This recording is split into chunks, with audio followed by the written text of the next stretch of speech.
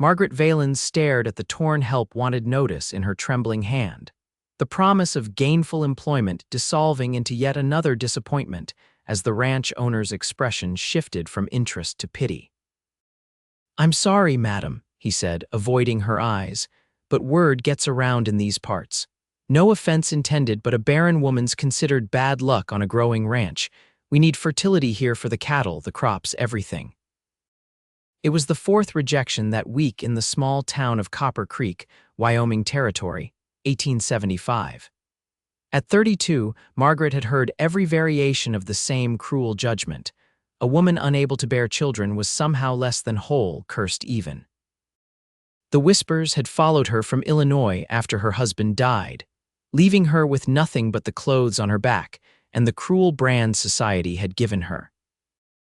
The late afternoon sun cast long shadows as she trudged back toward the boarding house where her meager savings were dwindling with each passing day.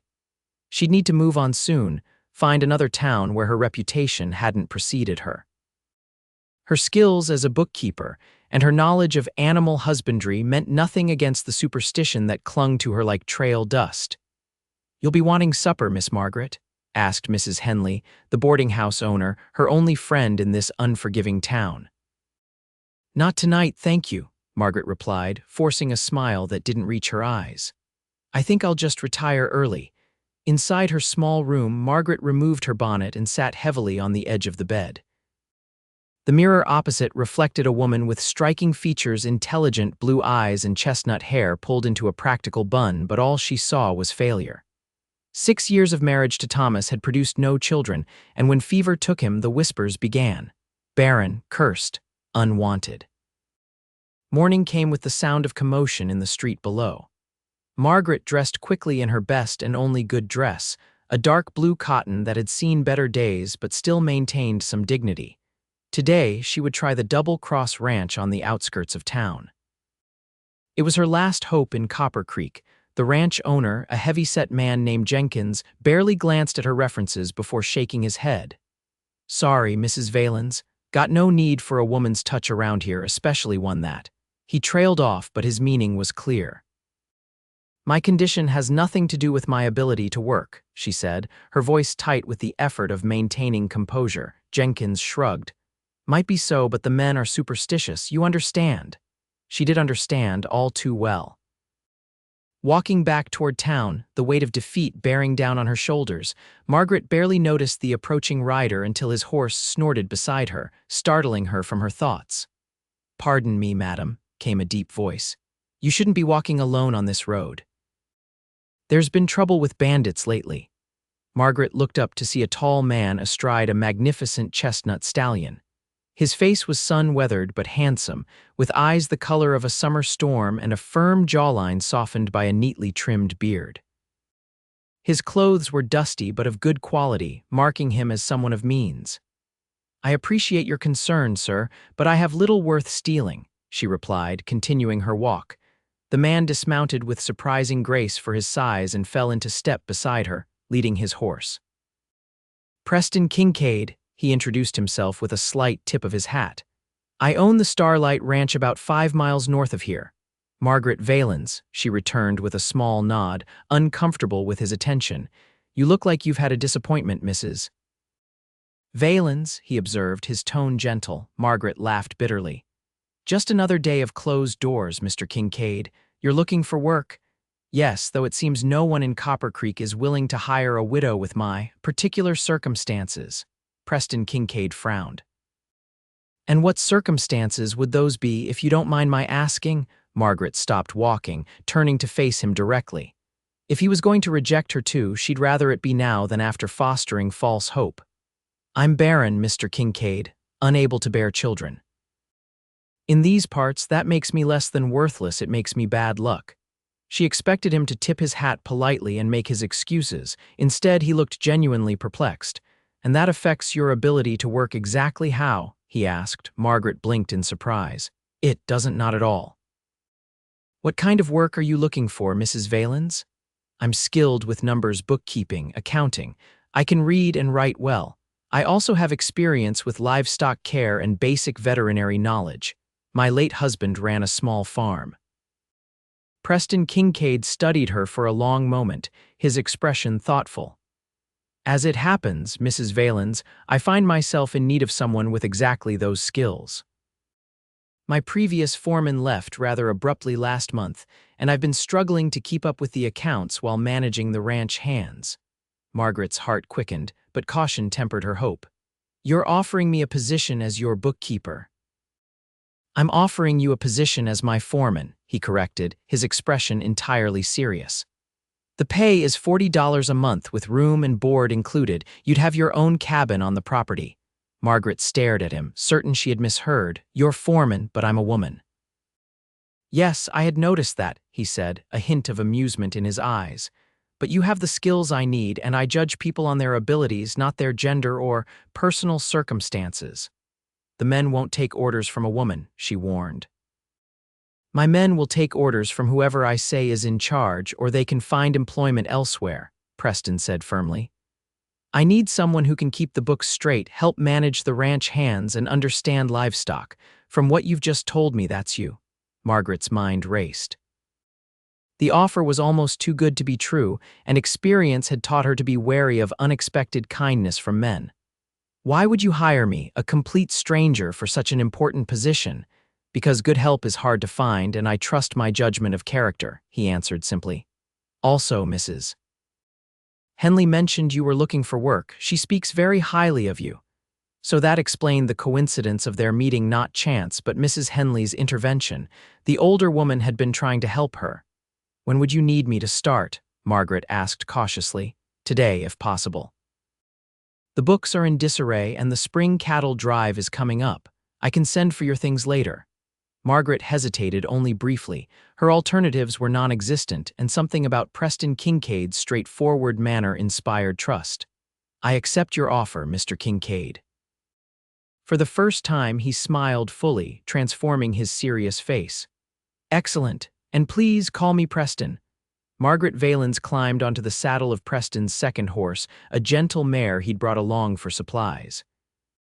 As they rode toward the Starlight Ranch, she felt a strange lightness in her chest. It wasn't hope she'd learned long ago that hope was a luxury she couldn't afford, but perhaps it was the beginning of something like it. The Starlight Ranch sprawled across the rolling Wyoming landscape, nestled against the backdrop of distant mountains. The main house was an impressive two-story structure of solid timber with a wide porch wrapping around three sides. Several outbuildings, a large barn, and a bunkhouse completed the central compound. Beyond that, fenced pastures stretched as far as Margaret could see, dotted with grazing cattle. It's beautiful, she said softly as they approached. Thank you. My father started it with just 20 acres and a dozen head of cattle. Now we have over 2,000 acres and nearly 500 head, Preston replied, pride evident in his voice. It hasn't been easy since he passed 3 years ago, but we're making it work. As they rode into the yard, several ranch hands stopped their work to stare at Margaret.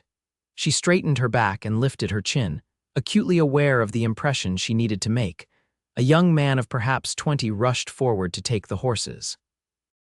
Afternoon, boss, he greeted, eyeing Margaret curiously. Everything all right in town? Just fine, Charlie. This is Mrs. Margaret Valens, our new foreman. Mrs. Valens, this is Charlie, one of our best hands. The young man's jaw dropped. Foreman. But she's a highly qualified individual who will be overseeing ranch operations, Preston interrupted firmly. Please inform the others there will be a meeting in the barn in 1 hour. Charlie nodded, still looking shocked, and led the horses away, throwing glances back at them. That went about as expected, Margaret murmured. Preston chuckled. Give them time. Results speak louder than words around here. He showed her to a small but well-built cabin about 50 yards from the main house. It consisted of a sitting room with a small wood stove, a bedroom, and a lean-to kitchen. Simple furniture, a table, chairs, a bed, and a dresser were arranged neatly, and everything was clean if sparse. It's not fancy, but it's private, Preston explained. The previous foreman, Jenkins, lived here for nearly 10 years. It's perfect, Margaret said, meaning it. After the tiny room at the boarding house, this felt like a palace. Take some time to settle in. I'll send someone with your belongings from town. The meeting's in an hour, and then we'll go over the books after supper." Left alone, Margaret slowly circled the cabin, running her hands over the solid furniture, hardly daring to believe this turn of events. For the first time in months, perhaps years, she felt something like hope stir within her. The barn meeting was exactly as awkward as Margaret had anticipated. 12 men, ranging in age from Charlie's youth to a weathered old-timer who introduced himself as Hank, gathered in a loose semicircle, their expressions varying from outright skepticism to curiosity. Preston stood beside her, his presence reassuring as he introduced her. "This is Mrs. Margaret Valens, our new foreman. She has experience with ranch operations and bookkeeping, which is exactly what we need with the spring drive coming up. I expect you all to show her the same respect you'd show me." A tall, broad-shouldered man with a permanent scowl stepped forward. "No disrespect intended, boss, but we ain't never had a woman giving orders around here. Don't seem right." "Then you're welcome to seek employment elsewhere, Davis," Preston replied evenly. "Mrs. Valens is qualified, and that's all that matters to me," Davis grumbled but stepped back. Margaret knew this was her moment to establish herself or lose all credibility. "I understand your concerns," she said, her voice clear and steady despite her racing heart. "I don't expect your respect automatically. I intend to earn it. What I do expect is for each of you to do your jobs well, as I will do mine. Judge me by my work, not by my gender." Old Hank chuckled. "Well said, madam. Been around long enough to know it's not what's between your legs that matters, but what's between your ears." A few of the men laughed, breaking the tension. Margaret felt a flush rise to her cheeks at the crude remark, but she recognized it as acceptance of a sort. "Now," she continued, pulling a small notebook from her pocket, "I understand we have a cattle drive starting in 3 weeks. I'd like each of you to report your current duties and any concerns you have." One by one, the men stated their responsibilities. Margaret asked pointed, knowledgeable questions that clearly surprised them. By the end of the meeting, the outright hostility had faded to cautious acceptance from most. Later that evening, Margaret sat at Preston's desk in the main house, horrified by the state of the account books. Entries were missing, numbers didn't add up, and there was no system to the record keeping at all. "This is challenging," she said diplomatically. Preston ran a hand through his dark hair, looking weary. "Jenkins wasn't much for paperwork. I've been trying to make sense of it since he left, but between managing the ranch and preparing for the drive—" "When did he leave exactly?" Preston's expression darkened. "About a month ago. Caught him skimming from the profits. Rather than press charges, I let him go. Unfortunately, he left things in quite a state." Margaret nodded, already formulating a plan.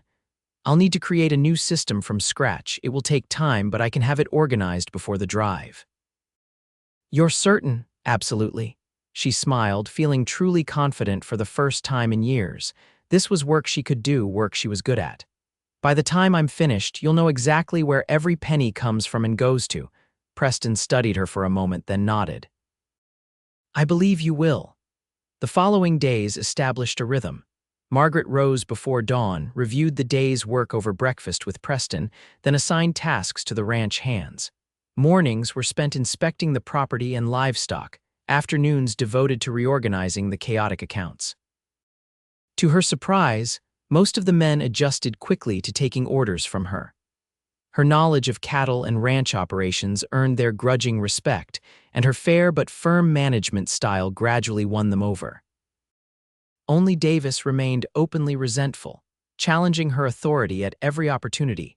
One afternoon, a week after her arrival, Margaret was checking fences in the north pasture when she came across Davis and 2 other hands lounging in the shade instead of working. "The fence still has that gap we discussed yesterday," she noted, keeping her tone neutral. Davis spat tobacco juice near her boot. "We'll get to it when we're good and ready, madam." "You'll get to it now," she replied firmly. "Unless you'd prefer to explain to Mr. Kincaid why the Henderson's bulls are mixing with our heifers again." The 2 other hands looked uncomfortable and stood up. Davis remained seated, his expression challenging. "And if I don't," Margaret met his gaze steadily. "Then clear out your bunk by sundown. I won't have men who won't work." For a tense moment, she thought he might refuse. Then, with a muttered curse, Davis rose and stalked toward the fence, the others following. She hadn't realized Preston had ridden up behind her until he spoke. Well handled. Margaret turned, flushing slightly at the approval in his eyes. He'll be trouble again. Probably, Preston agreed, but you stood your ground, that matters around here. As they rode back together, Margaret found herself studying Preston's profile against the setting sun. In the short time she'd known him, she'd come to respect his fair-mindedness and work ethic. He never asked of others what he wouldn't do himself, and despite owning the largest ranch in the area, he lived simply and treated everyone with respect.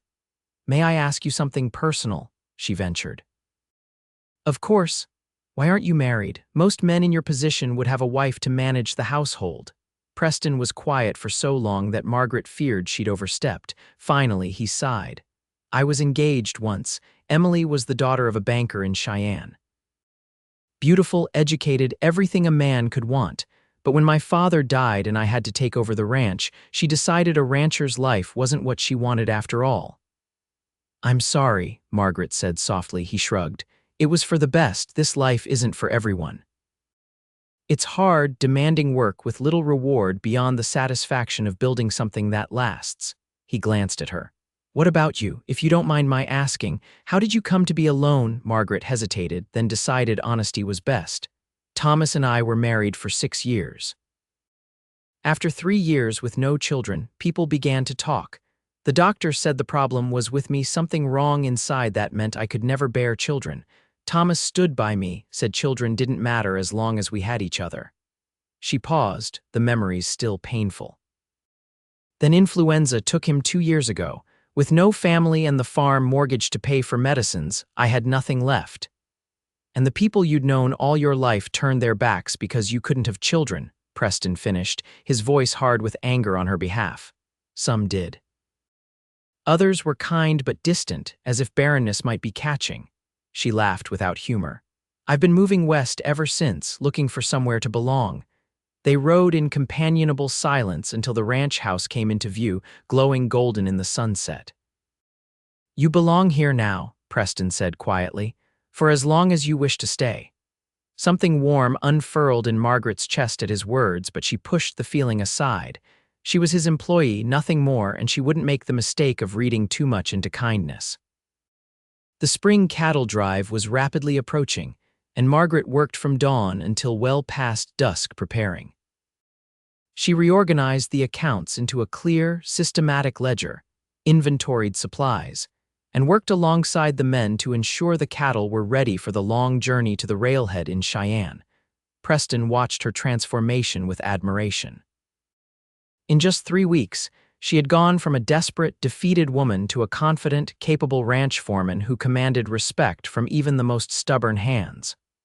All except Davis, whose resentment seemed to grow with each passing day. The evening before the drive was to begin, Margaret was in the barn checking the last of the supplies when she heard footsteps behind her. Turning, she found Davis blocking the doorway, the smell of whiskey heavy on his breath. "Working late again, Mrs. Foreman." He slurred, taking an unsteady step toward her. Margaret straightened, instantly alert to the danger. "Go sleep it off, Davis, you're drunk." "Not too drunk to see what's happening here," he continued, moving closer. "Batting your eyelashes at the boss, getting special treatment." Must be giving him something special in return. Anger flashed through her. "You're out of line. Move aside and let me pass." Instead, he grabbed her arm roughly. "Maybe I want some of that special treatment too." Margaret reacted instinctively, driving her knee upward with all her strength. Davis doubled over with a howl of pain, and she shoved past him toward the door. Before she could reach it, he recovered enough to lunge for her, catching the back of her dress and pulling her off balance. They both went down hard on the straw-covered floor, Davis landing on top of her. Margaret fought furiously, scratching and twisting as he tried to pin her arms. Suddenly, Davis's weight was torn away from her. Through the hay dust clouding the air, she saw Preston throw the larger man bodily against the barn wall, his face contorted with a rage she'd never witnessed before. "Give me one reason not to kill you right now," Preston growled, his forearm pressed against Davis's throat. "Boss, I was just..." Preston increased the pressure, cutting off his words. "You're fired. Get your things and get off my land within the hour. If I ever see you within 50 miles of this ranch again, I'll shoot you where you stand." He released Davis, who staggered away, gasping and cursing. Preston turned immediately to Margaret, his expression shifting from fury to concern as he helped her to her feet. "Are you hurt?" he asked, his hands gentle on her shoulders. "No, I'm all right," she assured him, though she was shaking with reaction. "How did you know I was coming to find you about the supply count? Thank God I did." His hands tightened slightly on her shoulders, and for a moment Margaret thought he might pull her closer. Instead, he stepped back, his expression becoming carefully neutral. "I'll see you safely to your cabin, then make sure Davis leaves." That night, Margaret sat awake long after she should have been sleeping, replaying the incident in her mind. Not Davis's attack that was unfortunately all too familiar in a world where some men viewed women as property, but Preston's reaction. The rage in his eyes had been personal, protective in a way that went beyond employer and employee. And the way he had looked at her afterward, with such intense concern. For a brief moment, she had seen something else there too, something that made her heart race in a way that had nothing to do with fear. "Don't be a fool, Margaret," she whispered to herself in the darkness. "He's a decent man who would have protected any woman the same way." Still, as she finally drifted to sleep, it was Preston's face she saw not as her employer, but as a man who had awakened feelings she thought long dead. The cattle drive departed at dawn, a long procession of bellowing animals, mounted cowboys, and supply wagons stretching across the Wyoming landscape. Margaret rode alongside Preston at the head of the drive, her sturdy mare keeping easy pace with his stallion. Davis cleared out. She asked, though she already knew the answer. Preston had personally confirmed it the night before. Yes, took his pay and headed south, according to Charlie. Preston's jaw tightened. He won't be back if he values his life. The fierceness in his tone sent an unexpected thrill through her. "Thank you," she said simply. He glanced at her, his eyes softening. "No man deserves to wear the Starlight brand who would treat a woman that way, especially not you." Before she could respond, old Hank rode up with a question about the route, and the moment passed. But throughout the day, Margaret caught Preston watching her, his expression thoughtful when he didn't think she'd notice. The drive to Cheyenne would take nearly 2 weeks, following the winding course of rivers and valleys to ensure good grazing and water for the cattle. Each night, after the herd was settled and the men had eaten their fill of beans and hardtack, Margaret and Preston would sit by the fire, discussing the day's progress and planning for the next.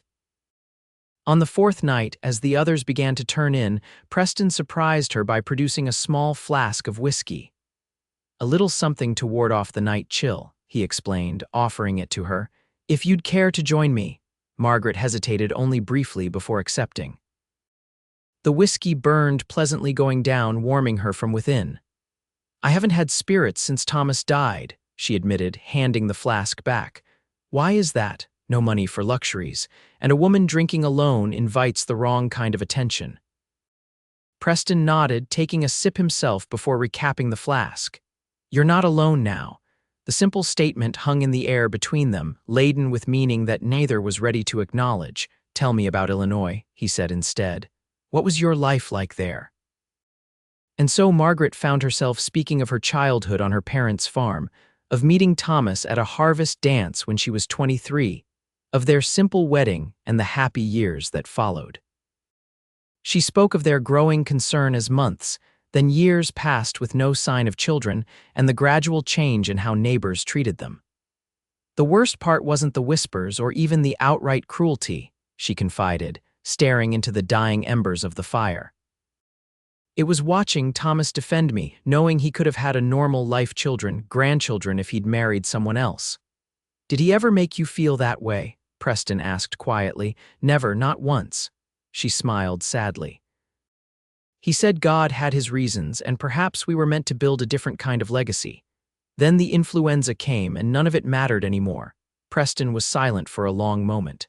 "I think," he finally said, "that Thomas was a wise man who recognized true worth when he saw it. As do I." Their eyes met across the fire, and Margaret felt her breath catch at the intensity in his gaze. Then one of the hands called out from his bedroll, breaking the spell. "Boss, sounds like something's spooking the cattle on the south side." Preston rose immediately, his hand instinctively checking the pistol at his hip. "Get some rest, Margaret. Dawn comes early." As he strode away into the darkness, Margaret remained by the fire, her thoughts in turmoil. For the first time since Thomas died, she found herself thinking of a future that held more than mere survival, a future that increasingly featured Preston Kincaid. On the 6th day of the drive, disaster struck. A sudden spring thunderstorm rolled in from the mountains, turning the placid cattle into a panicked, stampeding mass. The rain came down in blinding sheets as riders struggled to contain the herd, their shouts barely audible over the thunder and the pounding of thousands of hooves. Margaret had been riding point with Preston when the storm hit. Without hesitation, she spurred her mare toward the left flank of the herd, determined to help turn the cattle before they scattered irretrievably across the open plain.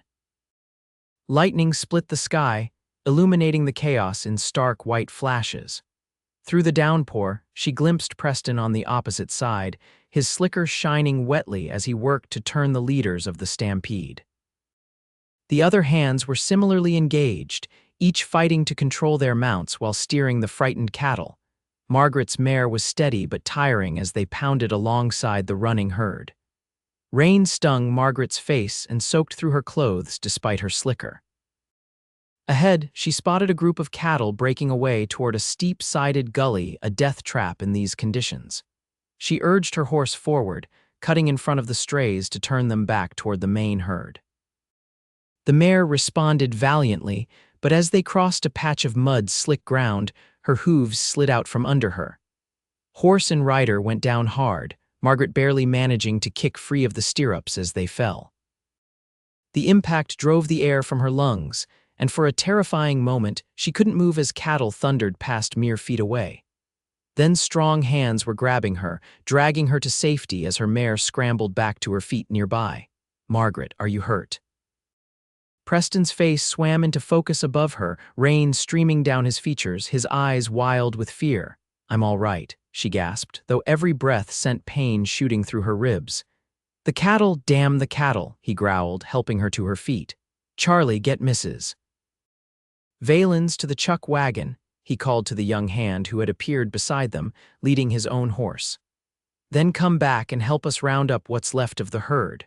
Margaret tried to protest, but the pain in her side made it clear she'd be of little use in the saddle. Reluctantly, she allowed Charlie to help her onto his horse and lead her back to the relative shelter of the supply wagons. By nightfall, the storm had passed, leaving a star-filled sky in its wake. The tally of losses was better than feared: 12 cattle dead in the stampede, another 20 still missing but likely to be recovered, and Margaret's mare with a slight sprain but no serious injury. Margaret herself had bruised ribs and various scrapes and bruises, but nothing broken. The cook, a grizzled old man called Doc, though he had no medical training, had bound her ribs tightly and given her willow bark tea for the pain. She sat propped against a wagon wheel, watching as the men slowly returned to camp, their exhaustion evident in every movement. Preston was the last to return, his clothes still damp, his face gray with fatigue. He dismounted stiffly, handed his reins to Charlie, and made his way directly to Margaret's side. "How bad?" he asked without preamble, kneeling beside her. "Just bruised ribs," she assured him. "I'll be sore for a few days, but I'll live." The relief on his face was palpable. "When I saw you go down with those cattle so close." He stopped, seeming unable to continue. Margaret reached out impulsively, placing her hand on his arm. "I'm all right, Preston, truly." His larger hand covered hers, warm despite the chill of the evening. "You could have been killed." "It's part of the job," she reminded him gently. "Any one of us could have fallen." "It wouldn't have been the same," he said, his voice so low she barely heard it. Before she could respond, he stood, his expression once again composed. "You should rest. We'll delay our start tomorrow to give you and the horses a chance to recover." That night, Margaret's sleep was fitful, disturbed by pain and by the memory of Preston's face when he'd found her the naked fear there, and something else she was beginning to recognize but scarcely dared name. The remaining days of the drive passed without major incident. Margaret's ribs healed enough that she could ride comfortably by the time they reached Cheyenne, though Preston insisted she take a lighter load of responsibilities, often riding beside her rather than leaving her to manage alone. The cattle sold well at the railhead, fetching a higher price than expected due to increased demand from eastern markets. After paying the hands their wages and bonuses, Preston and Margaret checked into the best hotel in Cheyenne to handle the banking and purchase supplies for the return journey. "We'll stay 2 nights," Preston decided as they stood in the hotel lobby. "Everyone could use the rest, and we have business to conduct." Margaret nodded, though the prospect of staying in such fine accommodations made her slightly uncomfortable.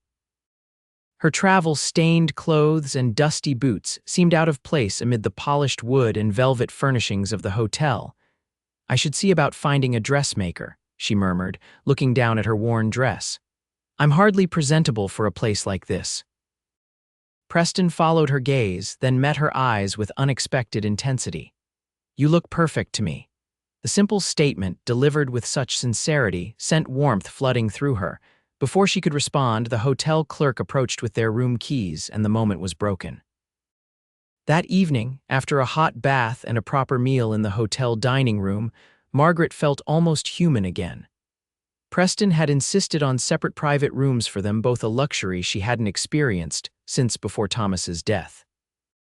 The bed was soft, the sheets clean, and for the first time in weeks, she wasn't sleeping within earshot of a dozen snoring cowboys.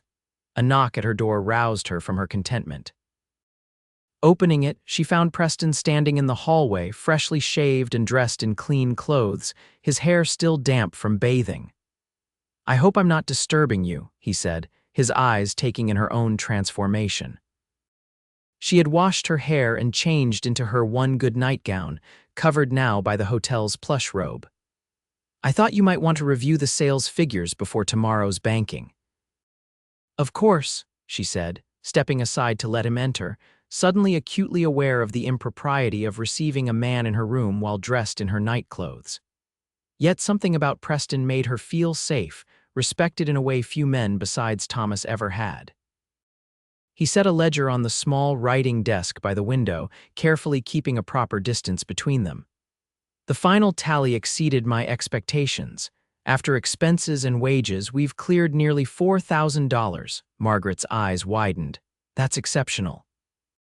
"Much of the credit goes to you," he said, smiling. "Your reorganization of the accounts showed me where we were losing money, and your management of the men during the drive kept losses to a minimum despite the stampede." "I was just doing my job," she demurred. "You've done far more than that." Preston stepped closer, his expression serious. "In just over a month, you've transformed the Starlight. The books are in order, the men work harder, and morale is higher than it's been since my father died." Margaret felt a flush rise to her cheeks at his praise. "I'm glad I could help." "I'd like to offer you a permanent position," Preston continued. "Not just as foreman, but as a full partner in the ranch." She stared at him, certain she'd misheard. "A partner, but that's not possible." "Why not? You've more than proven your worth, and I—" He hesitated, seeming to struggle with his words. "I've come to value your presence in ways that go beyond your skills as a foreman." Margaret's heart began to race as the meaning behind his words became clear. "Preston, you don't have to answer now," he said quickly. "It's a business proposition, nothing more, unless—" He took another step closer, close enough that she could see the flecks of gold in his gray eyes. "Unless you might consider it as something more personal as well." Time seemed to stop as they stood facing each other, the unspoken feelings between them finally acknowledged. Margaret thought of all the reasons to refuse their different stations in life, the short time they'd known each other, the whispers that would surely follow if the Barren widow became involved with the wealthy rancher. And yet, looking into Preston's eyes, none of those reasons seemed to matter. "I would consider it," she whispered, her voice hardly audible even in the quiet room. "Both propositions." The smile that spread across Preston's face transformed him, erasing the lines of care and making him look years younger. Slowly, giving her every chance to retreat, he raised his hand to her cheek. "May I?" he murmured, Margaret nodded, her eyes closing as his lips met hers in a gentle, questioning kiss. It was brief, almost chaste, but it kindled something within her that she had thought forever extinguished. When they parted, Preston's eyes were dark with emotion. "I should go," he said reluctantly. "We both need rest, and there's much to discuss tomorrow." "Yes," Margaret agreed, though everything in her wanted him to stay. At the door, he turned back. "Good night, Margaret. Sleep well." "Good night, Preston." After he left, Margaret stood motionless, her fingers touching her lips where his had been moments before. For the first time in years, she allowed herself to hope for a future filled with more than just survival, a future with love in it. The journey back to the Starlight Ranch was marked by a subtle but profound change in the relationship between Margaret and Preston.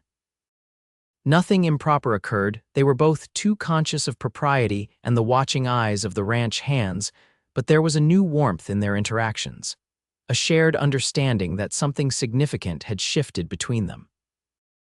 They arrived home to find the ranch in good order, the men left behind having maintained everything according to Margaret's detailed instructions. As the summer progressed, the partnership Preston had proposed became reality, with Margaret taking increasing responsibility for the ranch's operations and finances. Word spread quickly through the territory about the unconventional arrangement at the Starlight. Some neighbors disapproved, particularly those who knew of Margaret's inability to bear children, but Preston's standing in the community and the ranch's growing prosperity silenced most critics. By late summer, the Starlight was flourishing under their joint management.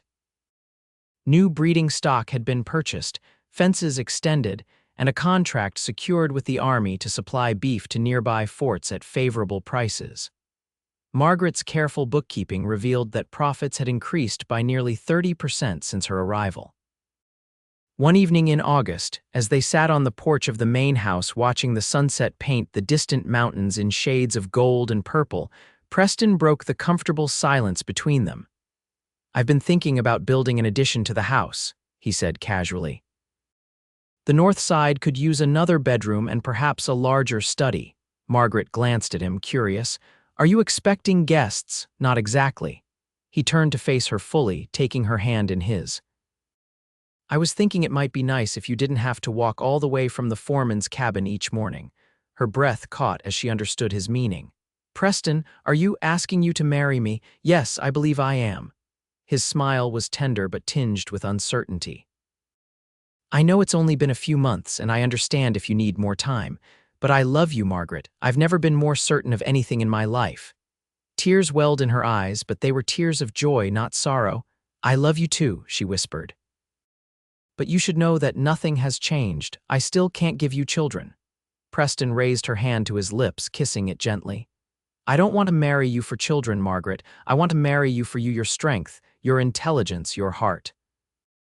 The Starlight will be our legacy if you'll have me." "Yes," she said simply, her voice steady despite the tears on her cheeks. "Yes, I'll marry you." His kiss was different this time, not tentative but confident, filled with promise and passion. Margaret returned it with equal fervor, her arms winding around his neck as his encircled her waist, drawing her closer. When they finally parted, both breathless, Preston rested his forehead against hers. "We'll be the talk of the territory," he warned, though his smile suggested he didn't much care. "Let them talk," Margaret replied, surprising herself with her boldness. "We know the truth." They were married in September, a small ceremony in the Copper Creek Church with only the ranch hands and a few close friends in attendance. Mrs. Henley from the boarding house wept openly, declaring it the most romantic thing she'd ever witnessed. The ranch hands presented them with a handmade quilt, each square representing a different aspect of ranch life, with Starlight Ranch and their names embroidered in the center. Old Hank had apparently done the needlework, a skill he'd learned from his mother and kept secret until this special occasion. As husband and wife, Preston and Margaret proved even more effective at running the ranch. Her practical knowledge combined with his vision and experience created a partnership that was the envy of neighboring ranchers. The Starlight's reputation for fair dealing and quality stock spread, bringing new business and opportunities. By the following spring, the addition to the house was complete, including not only the bedroom and study Preston had mentioned, but also a larger kitchen, and a second parlor that Margaret secretly hoped might someday serve as a nursery, should they decide to adopt. On the anniversary of the day Preston had found her walking back from yet another rejection, they stood together on the porch of their home, surveying the thriving ranch that was the fruit of their joint labor. "Did you ever imagine, that day on the road, that we'd end up here?" Margaret asked, leaning into the comfort of her husband's embrace. Preston's arms tightened around her. "I knew you were special from the moment I saw you. Even covered in dust and defeated, there was something about you that called to me. And you took a chance on a woman everyone else had written off. Best decision I ever made." He turned her in his arms to face him. "Do you know what old Jenkins said when he heard I'd hired you as foreman? He said I was a fool, that a barren woman would bring nothing but bad luck to the Starlight." Margaret winced slightly at the reminder, but Preston continued, his voice fierce with conviction. "I told him then, what I know even more surely now, that your worth isn't measured by your ability to bear children, but by the strength of your character and the capacity of your heart." Tears threatened again, but Margaret blinked them away, smiling up at the man who had seen her value when no one else would. "I love you, Preston Kincaid." "And I love you, Margaret Kincaid," he replied, sealing the declaration with a kiss as the setting sun bathed the prospering Starlight Ranch in golden light, a fitting symbol of the legacy they were building together, not through children of their blood, but through their shared vision and enduring love. 3 years later, the Starlight Ranch had grown to become one of the most successful operations in the Wyoming Territory. Under Margaret and Preston's joint management, they had expanded to over 3,000 acres, more than doubled their herd, and added sheep raising to their enterprises. The profits had allowed them to build a new bunkhouse for the hands, improve the barn, and add modern conveniences to the main house that were rare luxuries in the frontier. Word of their success, and of the unusual circumstance of a woman serving as co-owner and manager, had spread far beyond Copper Creek. Occasionally, women from neighboring territories would travel to the Starlight seeking Margaret's advice on business matters, or more often, encouragement that life need not end with the discovery of barrenness or widowhood. On a crisp October morning, as Margaret was reviewing the ledgers in her study, Preston entered with a letter in hand, his expression uncharacteristically nervous. "This came with today's mail," he said, placing the envelope before her. "It's from the Wyoming Orphan Asylum in Laramie." Margaret's heart quickened. They had applied to the asylum 6 months earlier, expressing their interest in adopting a child not because they felt incomplete without one, but because they had so much to give. The application process had been rigorous, with detailed questions about their finances, home life, and Margaret's health. With trembling fingers, she opened the envelope and scanned its contents, her expression gradually shifting from anxiety to wonder. "They have children for us to consider," she whispered, looking up at Preston. "3 siblings whose parents died of typhoid.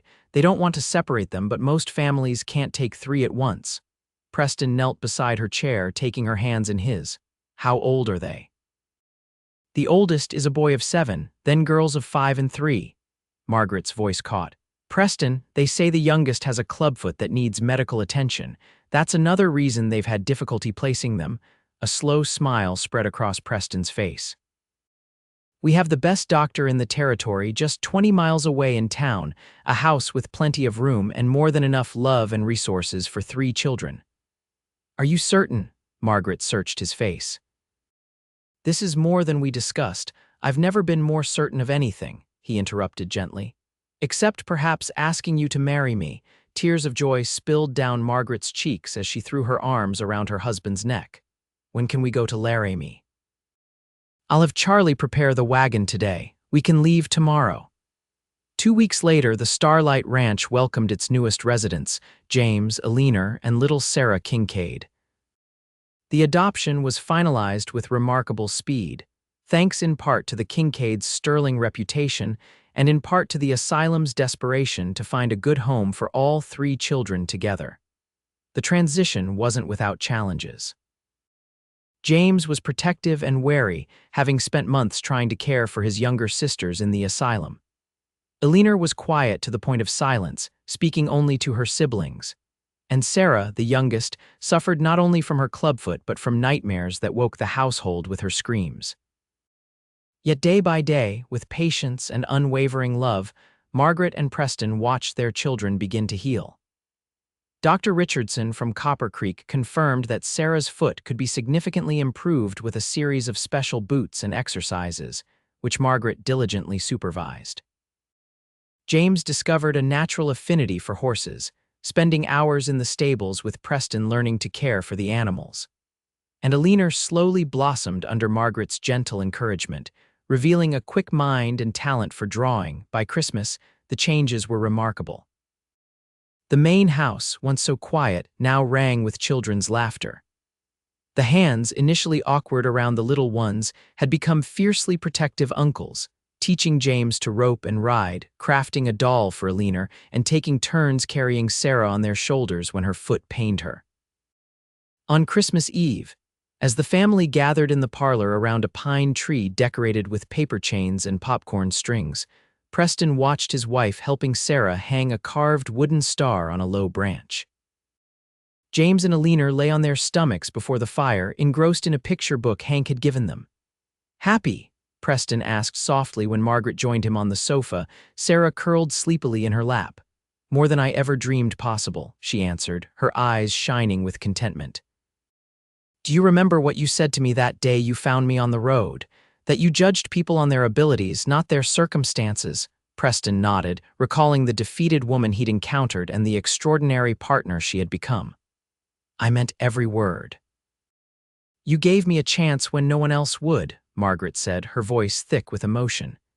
"You saw value in me when others saw only lack, and now look at what we've built together." Preston's arm tightened around her shoulders as he gazed at their children, and the home they had created, not just the physical structure, but the community of love and acceptance that extended to everyone who worked at the Starlight. "The best investments I ever made," he murmured, kissing her temples softly. "First in a remarkable Foreman, then in the woman I love."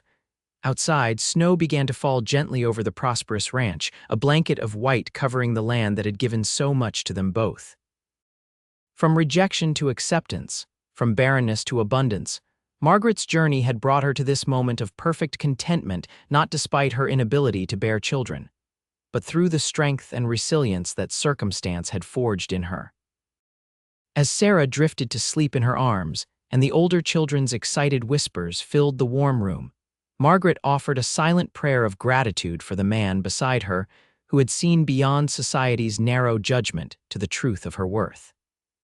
Together, they had created a legacy far richer than either could have imagined alone, a legacy built on love, acceptance, and the prosperity that comes when people are valued for who they truly are. The Starlight Ranch continued to flourish under their care, a beacon of possibility in the Wyoming territory and living proof that family, like success, comes in many different forms, all equally valuable, all equally blessed.